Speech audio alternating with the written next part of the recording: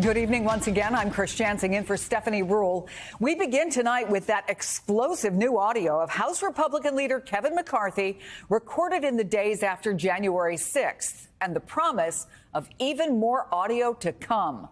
This all has to do with how the two top Republicans in Congress privately pushed to punish Trump for the Capitol insurrection, but then eventually backed off.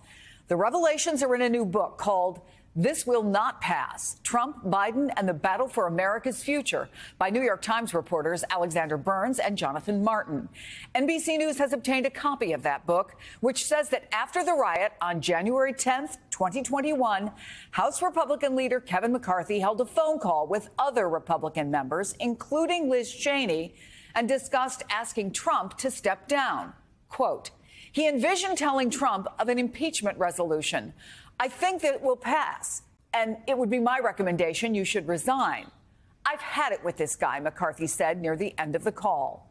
Today, McCarthy was quick to deny it all, posting on Twitter, quote, the New York Times reporting on me is totally false and wrong. NBC News asked McCarthy's office if Leader McCarthy said he would push Trump to resign. A spokesman said, quote, no, he did not. But tonight, there are tapes. The book's authors have just shared this recording of that January 10th phone call with Kevin McCarthy, which directly contradicts that denial. Liz, you on the phone? Yeah, I'm here. Thanks, Kevin. I guess there's a question. When we were talking about the 25th Amendment resolution, and you asked if what happens if it gets there after he's gone. Is there any chance? Are you hearing that he might resign? Is there any reason to think that might happen? I've had some few discussions. My gut tells me no.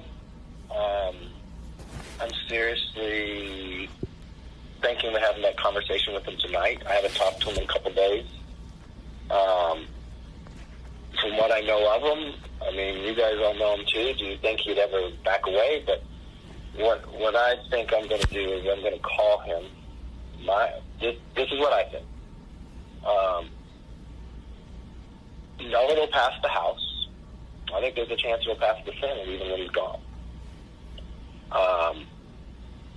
And I think there's a lot of different ramifications for that. Now, I haven't had a discussion with the Dems that if he did resign, would it not happen? Now, this is one personal fear I have. I do not want to get into any conversations about Pence pardoning, anything like that. I mean, the only discussion I would have with him is that I think this will pass, and it would be my recommendation you should resign. I mean, that would be my take, but I don't think he would take it, but I don't know.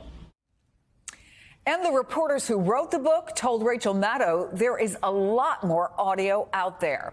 The book also describes Senate Minority Leader Mitch McConnell's plans regarding a Trump impeachment. McConnell reportedly met with two longtime advisors on January 11th and, quote, during that lunch, McConnell told his advisors there would be at least 17 Senate Republicans ready to affirm Trump's impeachment, supplying the two-thirds vote needed to convict.